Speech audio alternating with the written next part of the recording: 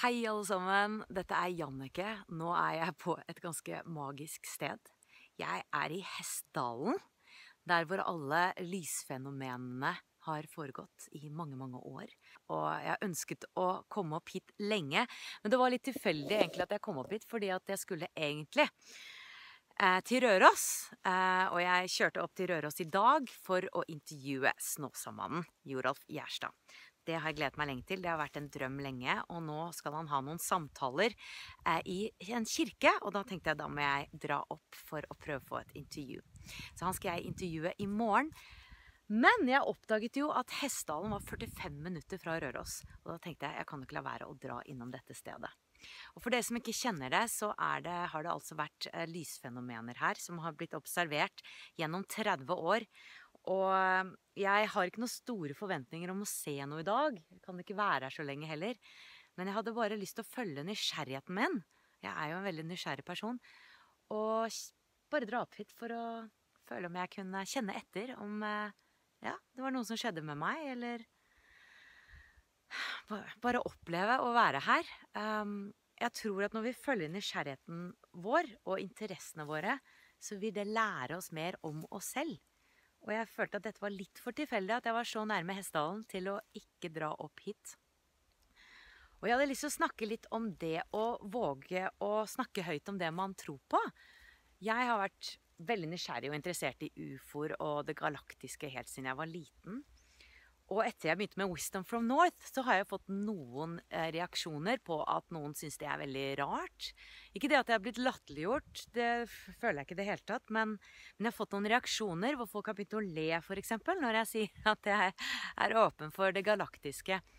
Og det har ikke vært noe problem for meg, det har ikke vært noe vondt eller vanskelig, fordi jeg føler meg så trygg på at jeg må kunne si hva jeg ønsker å si og tro på det jeg sier, for det er mitt liv. Men jeg ser at det kan hindre folk generelt, som kanskje ikke er helt bekvemme med at folk ler av en, eller latterliggjør, eller synes du er snål, hvis du tror på noe. At det kan hindre oss faktisk å være den vi er, og snakke ut om det vi tror på. Og i det store perspektivet så kan det hindre oss å utvikle oss som mennesker, fordi ting skal være på et visst sett, og alle tror på det samme, og det er på en måte feil å si en ting, men riktig å si en annen ting. Og da tenker jeg at hvordan kan vi utvikle oss da? Hvordan kan vi oppdage nye ting da, hvis vi ikke er nysgjerrige og åpne? Og vitenskapen skal jo egentlig være åpen for alt.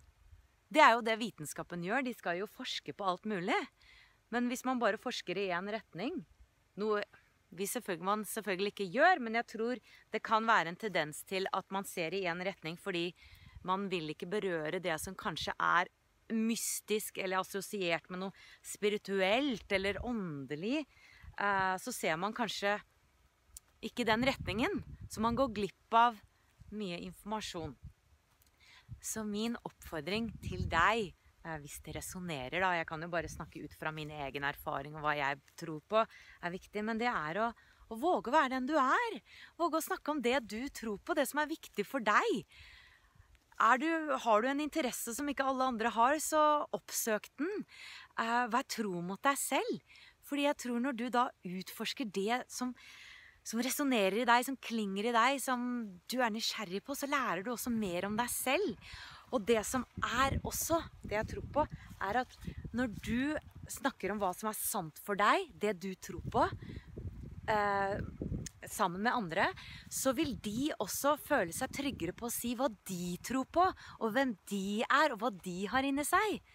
Så det at du er trygg i deg og snakker om det du tror på, det vil frigjøre andre også. Det tror jeg så sterkt på.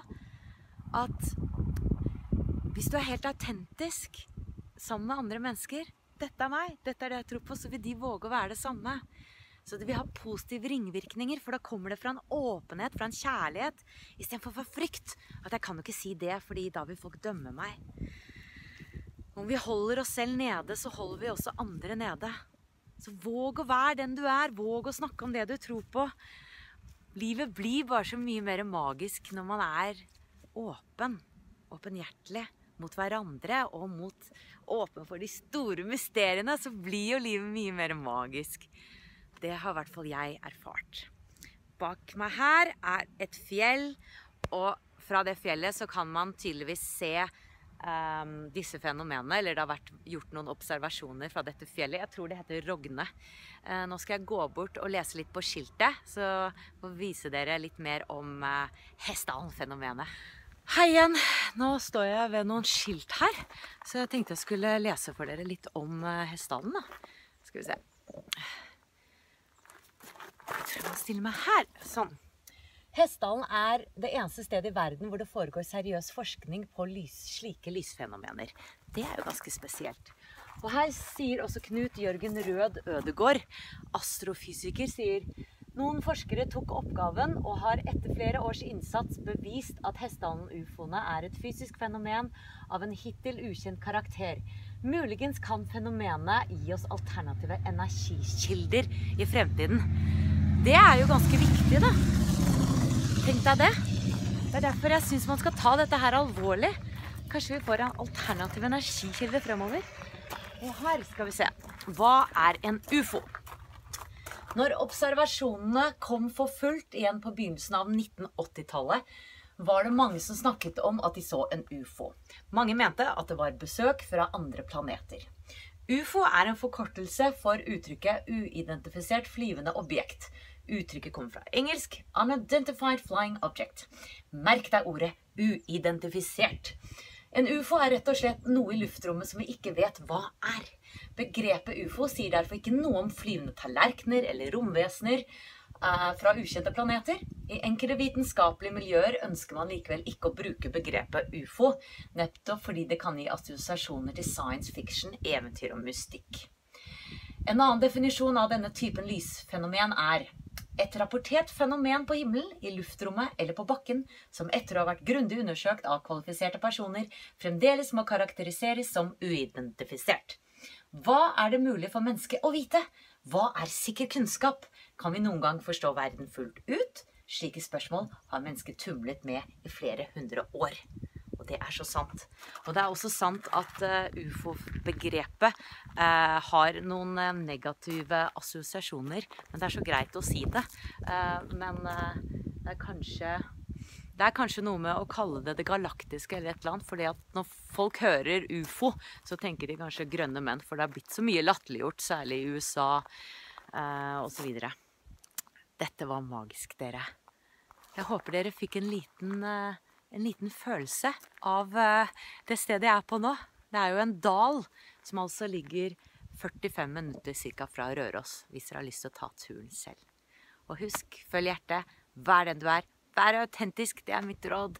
Snakk om det du tror på, vær deg selv. Da frigjør du andre til å gjøre det samme. Og vi utvikler oss som mennesker, det har jeg full tro på. Masse lys fra Hessdalen. Masse lys. Ha det bra.